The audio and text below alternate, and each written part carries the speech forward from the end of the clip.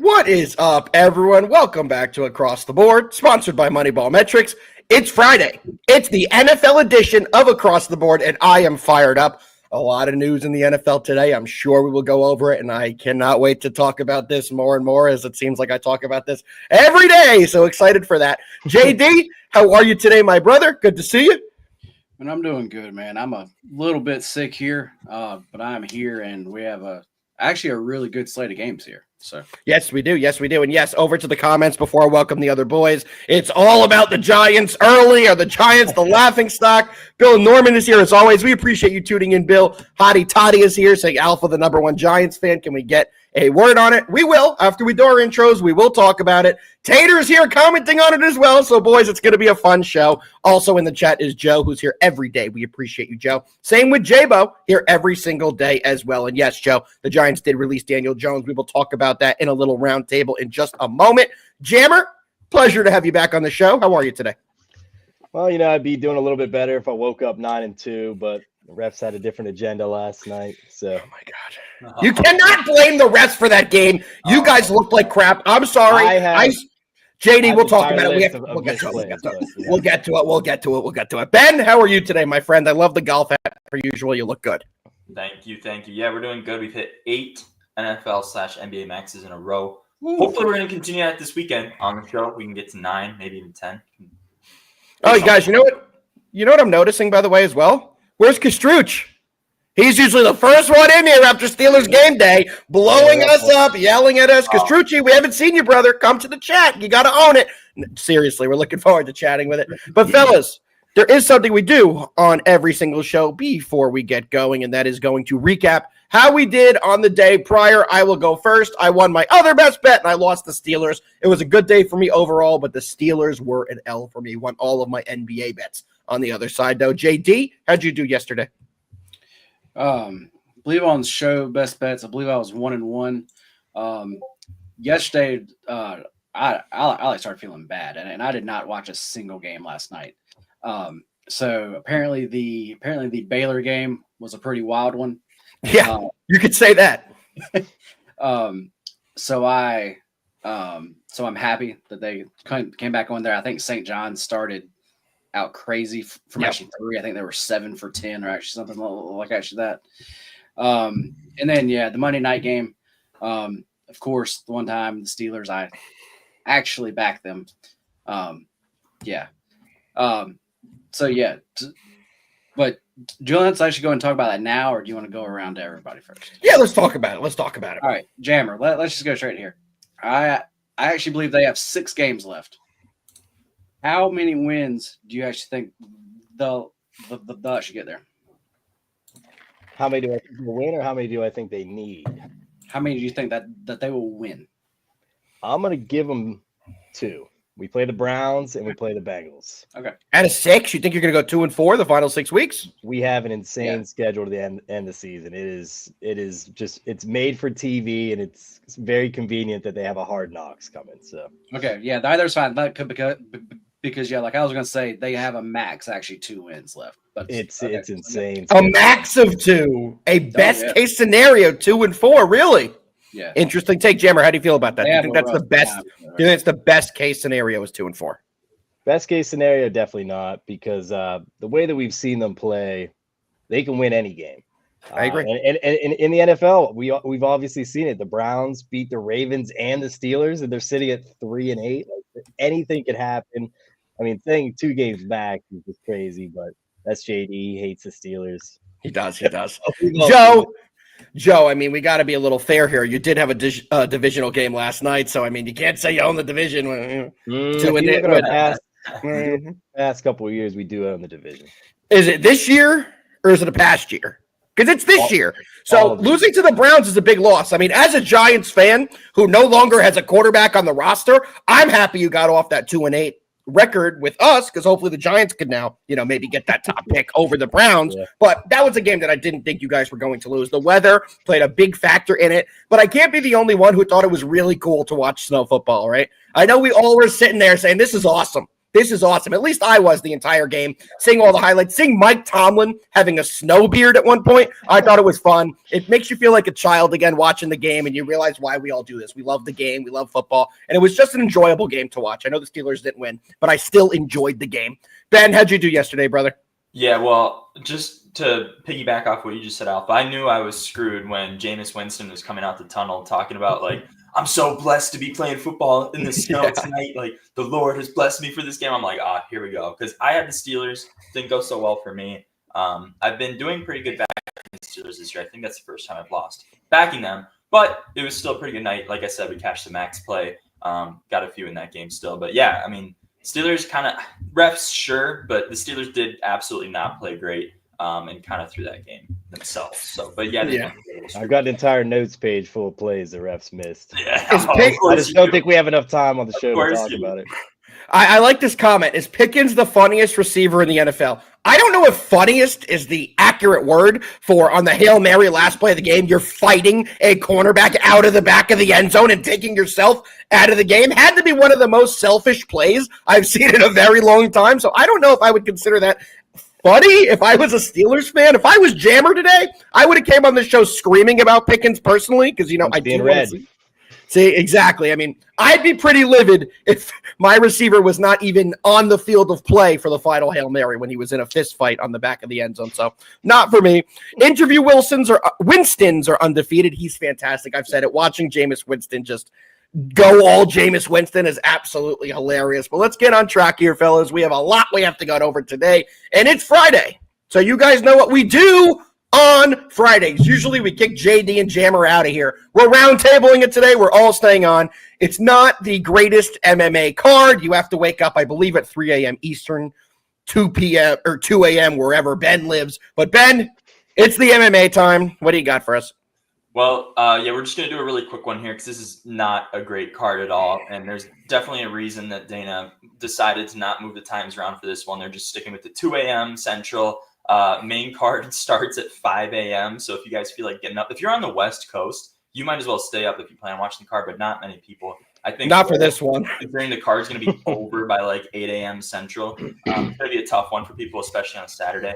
However, I still am going to give you guys one quick bet, and then, of course, the full card will be in the Discord. But I'm going to go with actually the main card opener. Minyang Zhang is fighting Ozzy Diaz, and I think this is absolutely a setup fight. You have an Asian card with one of the better Asian prospects in China, and the hometown crowd is going to be going crazy. This is the main card opener, and it's the complete setup fight. I'm taking Zhang by KO in the first round, plus 150. This dude has 17 wins in his MMA career. All 17 have been first-round finishes. He does not have a win past the first round, so I'm taking that first-round KO for plus 150. Ozzy Diaz was brought into this fight clearly to be knocked out. He just got knocked out on Dana White's Contender Series, then he was on the regional scenes, and now they're putting him back in the UFC, I think, just to set up this fight, literally. I'm definitely taking that fight, plus 150. It's the main card opener. They want to start with a bang, hometown crowd, all that stuff. So give me that plus money all day. But the rest of the card will be in Discord very soon here, actually, since we have a 2 a.m. card. Love it. Well, I give you credit being able to cap this card. I went through the entire main event. So the favorite, we're going to go down in order of the price of the favorites in the main card. Minus 330, minus 250, minus 1,000, minus 200, minus 200, minus 310. There ain't going to be a close fight on this card. It's a really tough card to bet because everyone's a minus 2 to 300. There's a couple minus 1,000. So if you can find some value like Ben just did, you have to go that way. It's a tough one to bet. That's why we're not doing a entire breakdown of it because it's a pretty lousy betting card. That's the best way to put it. And I know JD's going to be on that bet as well. He's a big tailing of the knockout guy. Jammer, you got to be there too. So all three of us at 2 a.m. we'll get on a little FaceTime. We'll watch the fight and we'll celebrate after we win with Ben's plus 150 winner. We appreciate that. Absolutely. No more fights for you, Ben? I was just going to say the main event is actually good. So I would, if you can wake up around like 8:30, depending on where you are, of course, like if you can get there in time, the main event will be good between Figueiredo and Jan, but yeah, not a great card overall. Yeah, I agree with you 1,000%. Well, let's keep it moving, fellas. We're going to go over and get into the JD special. We're going to be going into the NCAA. The game we're going to be breaking down today, guys, is going to be Duke at Arizona. Duke is coming in 3-1 on the year. Arizona is coming in 2-1 on the year. Duke is ranked 12th in the nation. Arizona is ranked 17th. So this is going to be the best game of the day. Duke's had a little bit of an interesting story so far this season. They've had a couple nice wins. The last game they played, they beat Wofford 86-35. So that was a really impressive win, only allowing 35 points to a Division I basketball team. But the game before, they lost to Kentucky. So they have had a couple hiccups. This team has not done exactly what they think. And on the other side, Arizona's coming in off a tough loss to Wisconsin. They give up 103 points to Wisconsin in that game exactly a week ago today. JD, the college basketball GOAT, what do you got in this game? You know, before we get into this game here, let's just go ahead and get something out of the way here. Okay. You want to go ahead and do the thing? We'll do the thing. Let me make sure we're all prepped for it. You're right.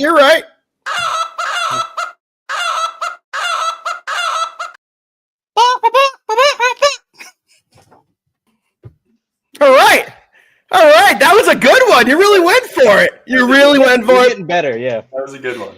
We see in the comments people have been waiting for it. I was going to do it right before we got to the NFL, but JD wants to get it out early. I'm with you. Let me just say, boys, we're going to have to find another cluck today because I've won 3 in a row. I'm feeling great, and I'm doubling whatever bet we're doing on the cluck bet because I'm beating you boys in it. So let's go. We'll get into that. But let's get back into the college basketball. JD, back over to you after that beautiful performance. What do you like in the Duke-Arizona game tonight? All right. So we all know by now that I'm not a fan of actually many teams. Just because I've been, I guess, betting for like so long, my fandom has kind of gone out. But Duke is still one of those teams. I am a Duke fan. And on the show, I've yet to bet on Duke. I've actually bet against Duke once. And actually that was an easy win for us. Yep. I will say tonight that's going to change. I am playing Duke. I am surprised that actually they are the underdog here. I actually make them a 3-point favorite. I just don't know how actually Arizona stops them. I think they're going to be able to put up points, lots of points. I think they're going to get more into like the 85 point range here to a night. And as far as Zona, I mean, like they're good and actually they're going to put up points. But when it comes down to it, I just think Duke's actually defense is going to be able to get those stops when they need to, and then the Zona team is just not going to be able to actually do that. Yeah. So for me, you can get Duke at a plus 105, and I am all over that. I'm in the same wavelength you do. I won't take too much time in this game, but I'm all over Duke in this spot. It's funny how Caleb Love is still on this Arizona team, man. It feels like he's been in college basketball for 47 years. He's like the Stetson Bennett of college basketball right now. He's going to be 24 at the end of this season. So this guy's been here a minute. But this Duke team is the complete team. They have guys like Cooper Flagg, who's the best freshman in the country, allegedly. There's 2 guys at Rutgers that would debate that. But Cooper Flagg's been great this year. He's got 16.5 points per game. He's got 9.5 rebounds per game. And he's got 4 assists per game. That leads Duke in all statistical categories, and this guy's only going to get better as the season goes on. He was the number 1 prospect for a reason. The guy is insanely skilled, and as he gets more comfortable in the college game, he's going to be an even bigger force in the league. So give me Duke on the money line. I think that's the right play as well. It definitely is one of my favorite bets of the day as well. Jammer, what do you got? So, Alpha, you must be on the same wavelength as me because I was going to ask if Cooper Flagg was leading the team in points. That's crazy that he's leading in all those. But everything. Yeah. So I'm not the brightest in college basketball, but I am smart in the way that I am following JD, the college basketball GOAT here. Somebody said it that Arizona gave up 103 points to their last opponent. I would love to see some points tonight. Would love to see Cooper Flagg ball out. I know he had a little brain fart in that Kentucky game, but this would be a good game to bounce back, get that mojo going for the rest of the season. So I'm going to be back in Duke here, just like my boy JD. And your boy Alpha, very good there. 3 for 3 here so far. Also, we all saw that blunder by Cooper Flagg. I mean, a guy like Ace Bailey would never, ever, ever, ever make a play quite like that. So I'm just going to put that out there. Ben, what do you like in this spot? Yeah, I'm glad that JD said it. He's taking Duke, but I definitely agree with what he said about points there. This total opened at like 155.5. Now it's all the way up to 160. So the value's kind of gone. So I'm not actually going to play it, considering it's like 6 points. the line move has been crazy. I could see it ending in that high 150s. So if you like a play in this game, I like the over. I lean it. I'm not going to probably play it for a full unit, but that would be where I go. I do think it'll be a close game. I think this line's actually nailed. I think it's going to come down to the final few possessions. So I don't know if I can confidently pick either side there. I really like what Arizona did. They had to replace two amazing players, Omar Ballo and Kashad Johnson last year, Yep. and then replace him with two great transfers this year. Like, I love Trey Townsend. He was one of the best players in the Horizon League last year. And then coming in this year, I really think that their offense is going to be good. It's that defense that worries me, which is exactly why I lean the over in this game. Like Jammer said, I think Cooper Flagg is a bounce-back game. That Arizona defense, just like I said, is not very good. And both these teams like to run. Arizona is one of the highest tempo teams in the nation. We just saw it against Wisconsin, as Jammer also brought up, giving up 103 points. So I think we're going to see a lot of points in this game tonight. Man, no one's giving me credit here because I brought that up. First of all, only JD's betting Duke apparently to Jammer, and Jammer's also giving the great stats here, which was also presented by me. So don't worry about it, Ben. Let's go back to your little MMA thing or something, all right? Jeez. Let's keep it moving, fellas. We're going to move on to the NFL portion of this show. So let's get into it, guys. First game we are going to be breaking down is going to be the Minnesota Bens taking on the Chicago Bears. The Vikings are coming in 8-2 on the year. They're 4-1 on the road, taking on a Bears team that is 4-6 on the year, but they are 4-2 at home. Does this game remind anybody of last night's game? We have another 3.5-point line for a road favorite. Jammer, we'll kick it to you. What do you like? I'm surprised we're not going to Ben here first, but did you see how the last one went? True, we can't let him have the mic. Exactly. So is this line at 3.5? Yes. Yeah. Okay. So I initially had 2.5. I don't know if I like it at 3.5. I think that there's a different game that reminds me of last night's game that we'll be talking about later. But I don't think that this game's a trap. Minnesota's owned Chicago for how long? Even in Chicago. We bring it up every single time we talk about the Minnesota Bens. They love to blitz. And guess who's terrible against the blitz? Caleb Williams. He's 30th in the NFL when facing the blitz. Last 4 games at quarterback, he's averaging 5.5 yards per pass. He has 0 passing touchdowns in the last 4 games. And you're going to tell me he's going to come in, be a 2.5 or 3.5 point dog at home against Minnesota. That defense is tough. The offense has been roaring. I know that Sam Darnold is a little hurt with the foot injury. They say he's fine. He got into good practice yesterday. We'll see what he does today. But I think Minnesota's just going to come in here and roll. If I'm Chicago, what's the reason of winning this game? I know that teams don't just sit down and take it. We saw Cleveland last night put up a good fight against my Steelers, but I just think it's too much. We saw a good start for Chicago earlier this season, but they are fizzling out, and I don't really know what's going on with that offense. It all starts with the quarterback, and what I've seen recently is it's just not impressing me. It doesn't move the needle. So for me, the only play here is Chicago -3.5. Would love to see the line move down. Vikings? To 3. Vikings, Jammer? Let me clarify. Vikings, right? Okay. Yeah, sorry, Vikings. Vikings -3.5. Would love to see the line move down, but we'll take it at what it's given, -3.5. Before I let you go, I'm going to ask everyone individually. We have a fantasy football question from Tater, DJ Moore, or Jordan Addison. Who wants to go first? Game. You broke it down. I'm going to ask everybody after they break it down. So you're the first breakdown. You got to give us your pick. That's tough. Well, I just said it. Caleb Williams averaging 5.5 yards per pass. There's weapons on offense, but if they can't move the ball and he's option number 2 or option number 3, like I think you got to go Jordan Addison. I think you have to go Jordan Addison as well. I'll chime in here next, though. I'm taking the under in this spot. I think this one is going to be a defensive stronghold. I think this one's going to go comfortably under the 39.5. I think you put it perfectly. Caleb Williams in this offense has not been able to produce. They just went multiple games without being able to score a touchdown. On the other side, Minnesota has great first halves, but they seem to struggle in the second half. Also, the Bears have a very good defense. That's the one strength about this team is that their defense has played very well. They did invest a lot of money in free agents, and they really have bolstered that defense. So to me, I do like the under 39.5. It's not my favorite play of the week, but I do definitely lean that as of now for my official pick on this game.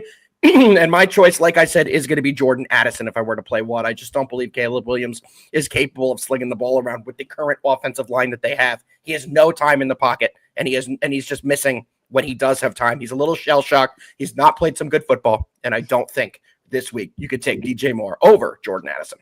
Ben, what do you got about your boys? All right, we finally get to me. And Jammer, of course, brought up, well, so did Alpha. But I really loved that point that Jammer made about the offensive line there, because you have quite literally one of the most blitz-heavy and successfully blitz-heavy defenses in the NFL. Mhm. Brian Flores has been just getting after the quarterback time and time again this year, up against a severely underperforming offensive line and Caleb Williams. Of course, some of it is on him, but that offensive line is not blocked for him. Let's not kid ourselves. I just think that this is one of those games where they just get after him early and they just keep bringing the pressure and they kind of just completely overwhelm the offensive line. And I've tried to not be like a homer on the Vikings and everything. Like last week, I took the under against the Titans and we won on that. And I actually don't hate the under this week as well, along with Alpha there. But I do think that this is actually a really, really good matchup for the Vikings here, just given the defense of Brian Flores up against the Bears offense, who, by the way, fired basically all of their offensive staff except for Eberflus. I really think that even from a mental aspect, like a few weeks ago, or well, I guess a little more than a few weeks ago, the Bears were 4-2.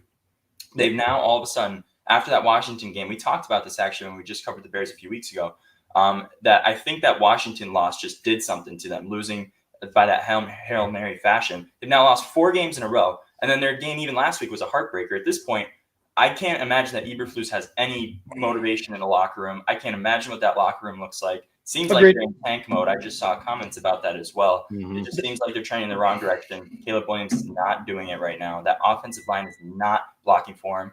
Vikings win this game by at least a touchdown. They might. Let me put in here as well my comment on this topic. Are the Bears on tank watch? No, they have too many wins. They have 4 wins already. They have double the amount of wins as 4 teams that are battling it out. I don't think that they're on tank watch right now, personally. Yeah. JD, over to you. Man of the hour. What do you got? All right. As far as my numbers here, I have the Vikings at actually a minus 1.7 here. And Alpha, just like you said to start this off, I had the Steelers, the same thing last night. I had them favored by 1.7. And I actually went against that. I don't do that often, but every time that I've gone against that this season, I have not done well. So for this game, as far as the Vikings on the full game, I just can't get there because I just cannot go against this. With that being said, just actually like I've said in previous weeks, the Bears currently, I cannot put my money on them. Like I just can't. Y'all all made great points here. For me, just like I always do with the Vikings, I normally try to look at them in as usually the first half. They usually start off games quick. For this game, I'm either going to be looking for a first half or even maybe a first quarter play here. I haven't locked in anything yet, but just looking at some more stats, just like that first quarter, I actually might be on that one though. I like it, but nothing officially. I'm still waiting for the first half bet, right? Yep.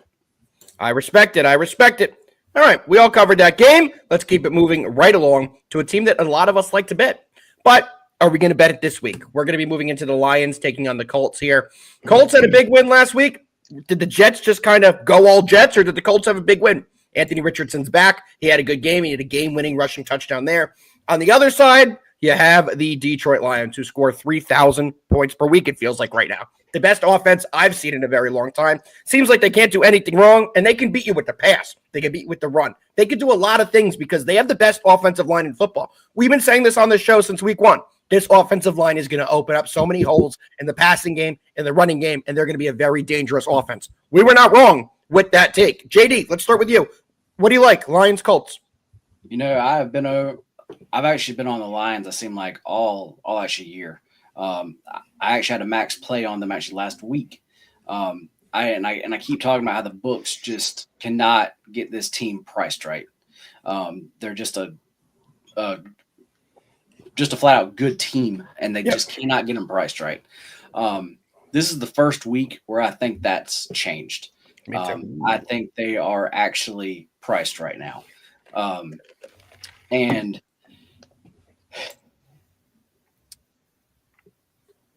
as far as the Colts, even though the number, I'm not really showing any like value on actually the Colts here. Just the number at that 7, or it's at a 7.5. that is actually where I think this line should be. With saying that, I still obviously think that the Lions win here. Like I said, they are just putting up points. Their actual team total route, there's the way I normally go. This week, I'm actually going to lay off that. I don't necessarily think it's a bad play, but just not as much value as there actually has been there. But the Lions on the money line, I'm actually going to be on them here, and I'm going to be pairing that with a game that we are going to be talking about later in the show. I like it. Well, let's keep it moving right along. Jammer, what do you got? Well, JD, if you're not going to take the team total, I'm going to back this team total, man. I mean, every week it just seems like this Lions team has no issue moving the ball. Jared Goff just has so many weapons on offense, especially with Jamison Williams coming back from that suspension. This guy is just a complete game changer, flipping the field on these deep bombs. And the guy throwing him the ball, man, Jared Goff, I don't even know how they keep offering this at 1.5 passing touchdowns. He's hit this in 7 of his last 8. And even one game where he threw 5 INTs. You think if you're going to throw that many INTs, your confidence is going to be low. But no, he just kept slanging that thing. And so for me, I'm going to be back in the Lions here fully. Looking at my plays today, I'm loving the NFC North. So, yeah, Jared Goff over 1.5 passing touchdowns. Absolutely love it. And the Lions team total over 29.5. It just seems like no one's been able to figure out how to stop this team. Alpha, I'm going to give you your flowers this time since no one else does. Wow. That offensive line and just them being able to pass and run the ball, it's just a beautiful thing to watch. And I just think that we're going to see a lot of points coming from them. Dominant game from the Lions this week. Yeah, so I'll go here before we go over to Ben. I'm not going to have a play on this game because I agree with everything JD said. I think the books have actually got this game right, and I don't know which side is going to cover. Both these teams are fantastic against the cover. You take a look how they've done this year. Detroit is 8-2 this year, covering at 80%, while Indy's 8-3, covering at 75%. So both these teams have covered 8 games this year. You wouldn't think about that when you see a Colts team that comes in with a record of 5-6, that they'd have 8 covers on the year, but they do. They've kept games close. And when you see a spread like this, all the way at 7.5, I'm just not comfortable taking the Lions side. It may be something I may tease it when we get closer to game time. I may find a partner for it. It may be a money line parlay piece for me. Make sure you guys are in the MoneyBall Metrics Discord. I will be posting if I do make that decision in there. But as of right now, it's a no play for me. I just can't get on either side. I even think the total is right on this game. So you guys know what I got to do here. Sometimes the best play is no play, and that's what I'm going with on this game. Nothing from me. Ben, what do you got? Well, I'm glad none of you brought up the one thing that I'm going to bring up for this game, which is actually why I'm taking the Colts in this game, plus 7.5. The Lions are already without Aiden Hutchinson for probably the entire year. That's already a done deal. Obviously, a huge blow to them. He was leading the league in sacks when he went out. Their defense was at least decent with him because they had a good pass rush.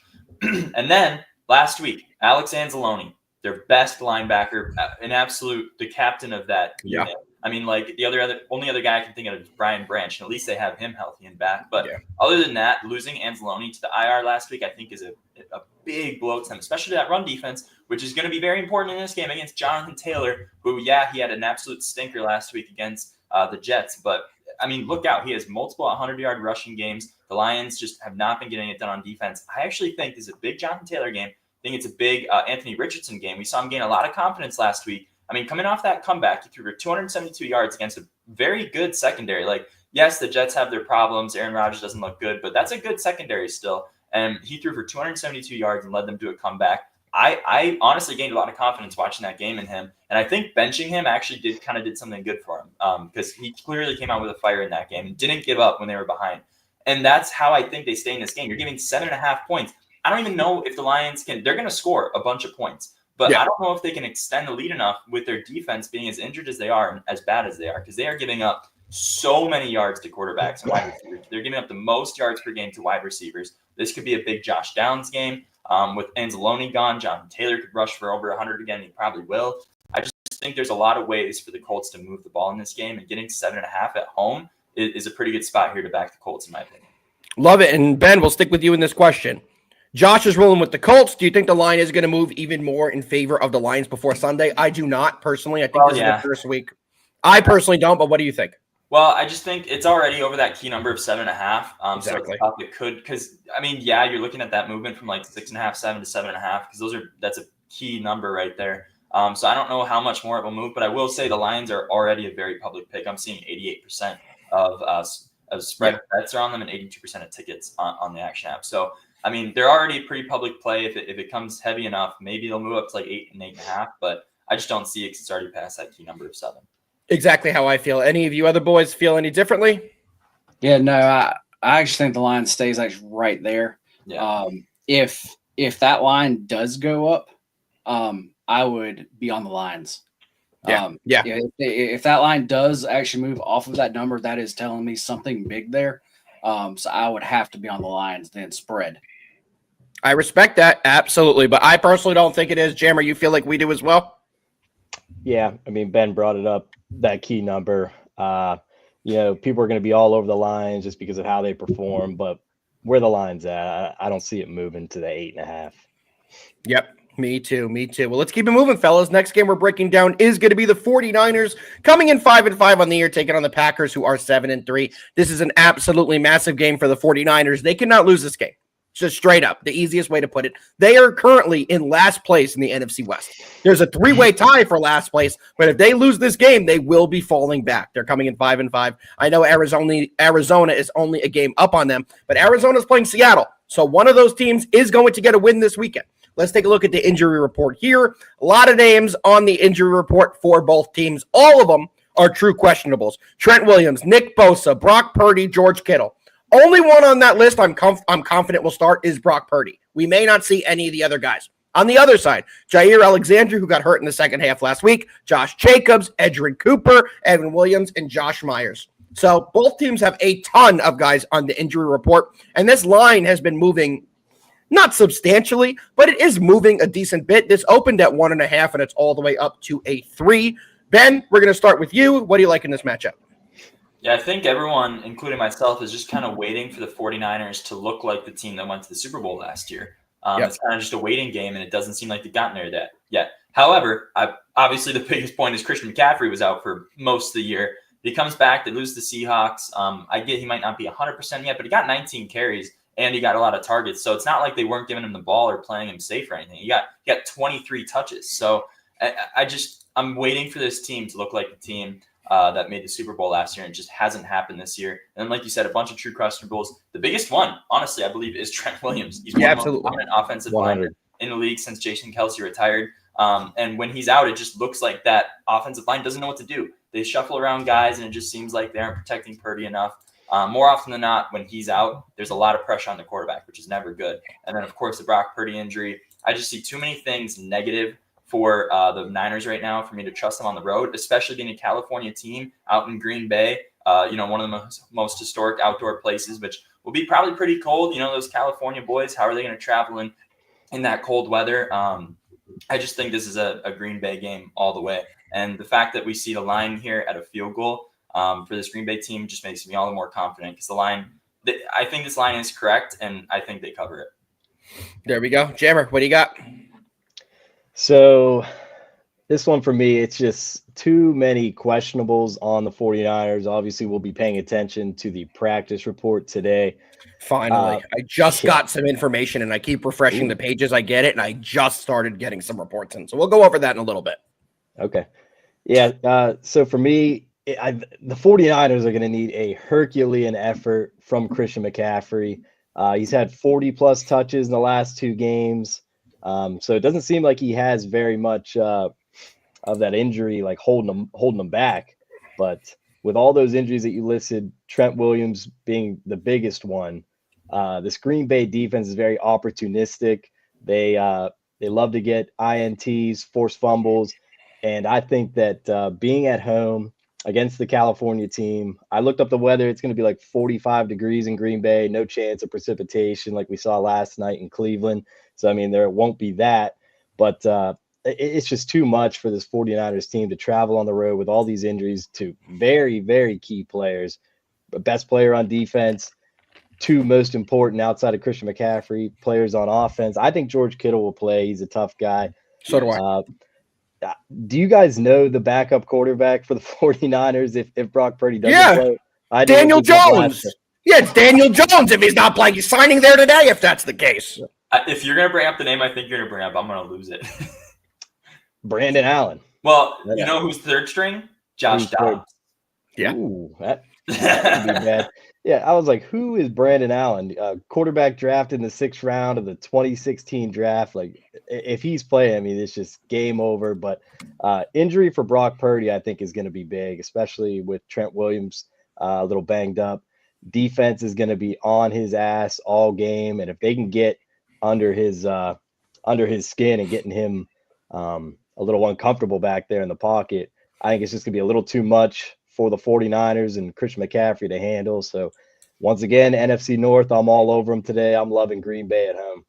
All right, well, it's time for me to jump in and say the exact opposite of what the two of you below us have said, because I'm all over the 49ers in this spot with the points, the +3.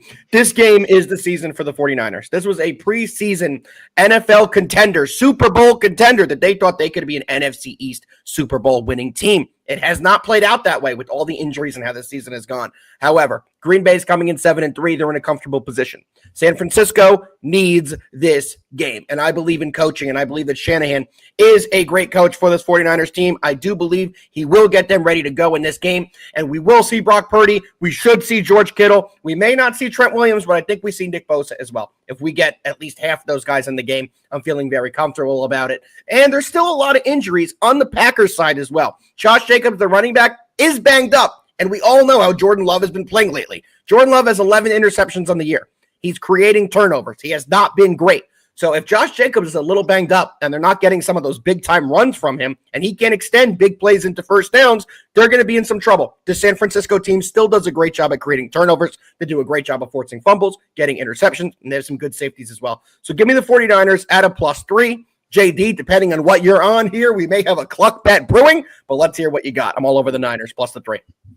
You know, to me, this line says that somebody's not going to play.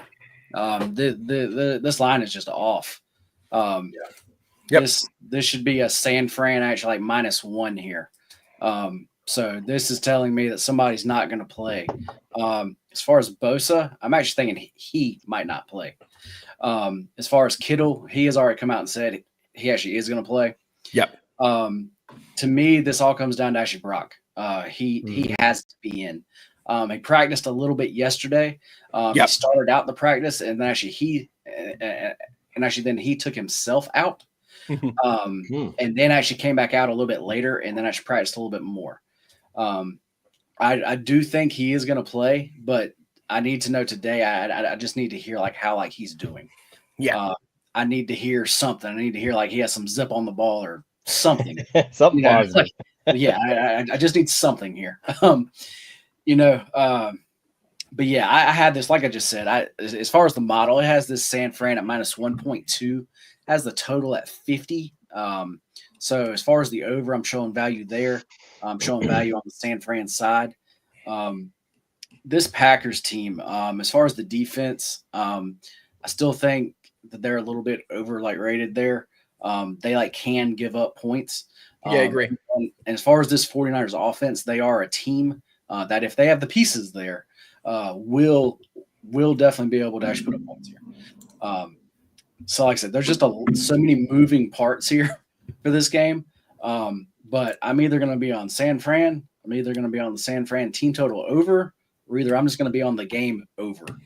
So you've made this very, very, very difficult for us to get a cluck bet out of this one, JD. I just want to put that out there. Do it. Maybe next game. You're on San Fran with me? Do it. Yeah. You guys down there? +3? Jammer? Absolutely. Jammer. Do you agree? I don't want to get a text on Monday saying I wanted the team total and blah, blah. Do you agree to the clock bet? 3 points. I'll let you three have it. Oh, here we go. All right. I mean, last time I gagged up with this guy, I lost. That's actually, that thrown alone should have to make you cluck because you're being a chicken. You are being a chicken. You are being a chickity chick. 100%. That's fine. I'm down. JD, me and you versus Ben. Yeah. No. Ben, you in? I'll take on the 1v2. Let's go. So I'm going for Right, a You 40 three, here. you three, not me. Is this total? Is it still at 46.5? I have the live line here. Yes, 46.5 minus 110 each side. Yeah, I really think I'm just gonna have to play over here, guys. Okay. Hey, But like when I it's said- 1-on-1, let's go. But No, like he's I said- still in. Oh no, no, I'm still in there. Okay. But like I said, before I'm betting anything on this game, I just have to hear that Brock is doing something here. So Yeah, I understand completely. But for the fun of the show, we're still doing the cluck bet early. Jammer, I don't care. You're in it too. 2-on-2, you're in because I like the way you cluck, bro. We're going to have to see that next week. Let's keep it moving, fellas. Everyone went on this game, right? Everyone gave their pick on this game. Fantastic. We're going to move right along to the final game of the breakdown today, which is going to be the Philadelphia Eagles going to LA and taking on the Rams. Eagles are coming in 8-2. They're 4-1 on the road. They're in sole first possession of the NFC East, taking on the Rams, who are 5-5, and they're 3-2 at home. Over to the injury report. Devontae Smith, truly a questionable. Bryce Huff is going to be out yet again. He will not return to the middle of December. On the other side, the Rams will be without KT Leveston, as well as Charles Woods and Rob Haverstein are true questionables. They look like they will not be playing in this game, however. This is a game that I did just get some injury information on. Let me pull it up. Devontae Smith, hamstring, did not practice. No side work, no practice. So to me, if Devontae did not practice by now, he is not going to be playing in this game. That's some big information for me. JD, what do you like in this one? As far as this Eagles team, to start the year, I wasn't very high on actually them here, and it was because of their defense. And now that we've gone through the season here, I have to just come out and say it. They have gotten better. It seems about every game. It's the rookies. The rookies are really playing well. And so for where we came into the season, where I was at on the Eagles to where I am now is two totally different spots. This team is a very good team, and then on the other side, as far as the Rams offense, I thought they were going to be good. And they're doing the opposite here for me. They just have not looked good. Stafford is just not having a good year. And they're just in this type of spot versus the Eagles. I just cannot trust that they will score enough points here. There's really what actually this comes down to here for actually me. So for me, I'm going to play the Eagles on the money line, and I'm going to pair that with the Lions, and you can get a plus 114 playing that here. So I just need both teams to actually win. We don't have to worry about points. So I'm going to roll with that. I like that. And guys, if you watch that Patriots-Rams game last week, it's probably going to be hard for you to take any bet on the Rams because, they look so bad against a Patriots team that really doesn't have a lot of talent. They really lack talent on both sides of the ball there. For me, I've been fading the Eagles a lot this year. You guys know that. I unfortunately have to take the Eagles this week. This is absolutely an Eagles spot in my opinion. I think they will have a big performance. When you look at the Rams' most recent games, like I said, a 28-22 win against New England. They gave up 22 points to New England and Drake May. Game before that, they lost by 8 to Miami, who's been a terrible team this year. Before that, they beat Seattle in overtime. They beat Minnesota. They beat the Raiders. So there's not a ton of great wins on their record. I'd say their only good win is against Minnesota. On the other side, the Eagles just came in off their most impressive win of the year, beating up on the Commanders 26-18. That game was also a midweek game.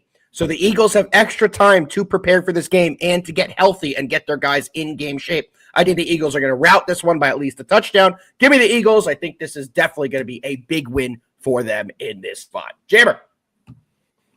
So this is the game that I was talking about earlier whenever I said one of these matchups this week completely remind me of last night's game. So for the Eagles, they've won 6 straight, 7 straight when A.J. Brown plays.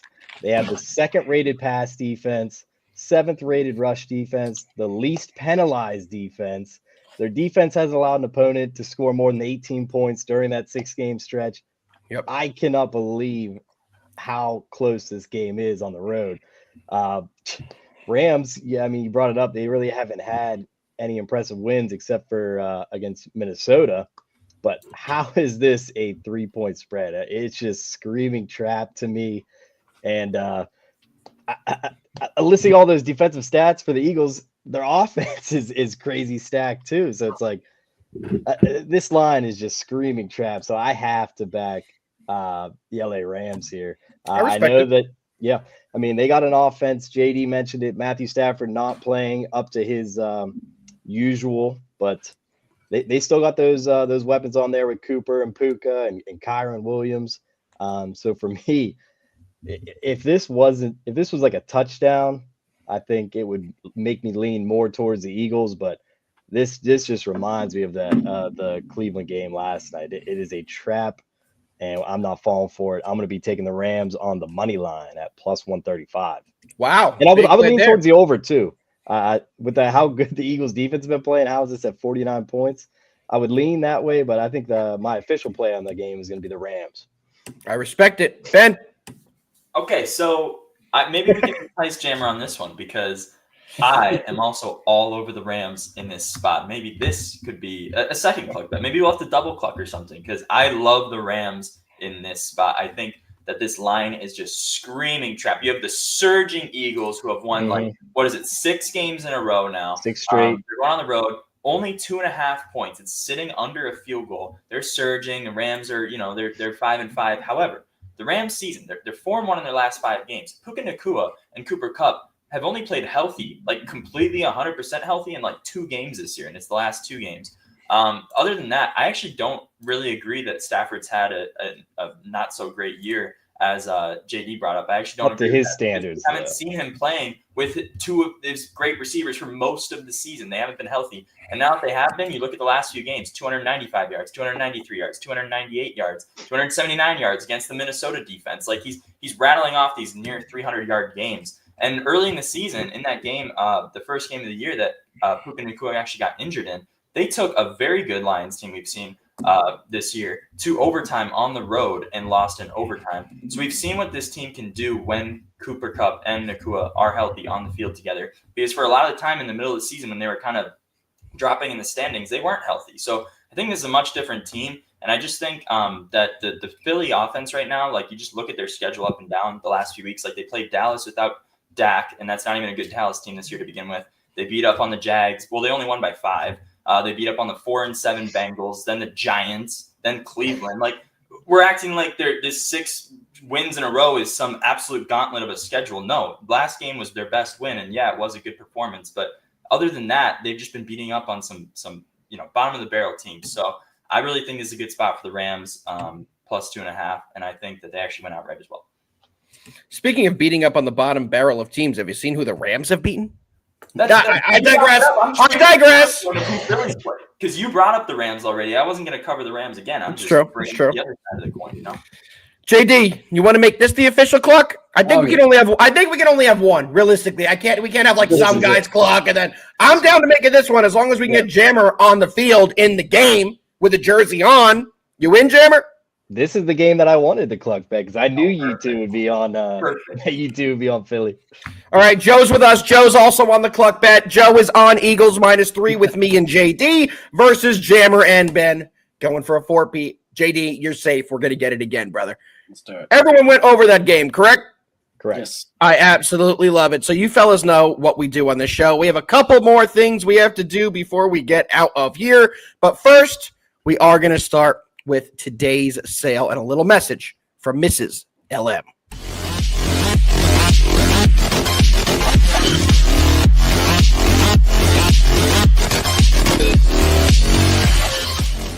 Hey guys, happy Friday. It's Mrs. Line Movers here coming to you from our kitchen to tell you about the sales for the weekend. I hope you're all having a wonderful Friday, and without any further ado, I'm going to go ahead and get into those sales for you. So for today, we have decided that we are going to do 6 months of the MoneyBall Metrics All Access VIP for the price of $89. That's only going to last until midnight, but that is for 6 months, so go ahead and get in there. I also wanted to remind you we have a hoodie pre-sale right now. It is going from now until Monday, $65 shipped, and you should have it by Christmas. Go ahead and message me those orders. And we've decided to move our new service offering to Monday because we wanted to have a few more of the details figured out before we gave that out to you guys. So I hope all of your teams win this weekend, and I can't wait to let you guys go back over to the guys for best bets. I hope you have a great day.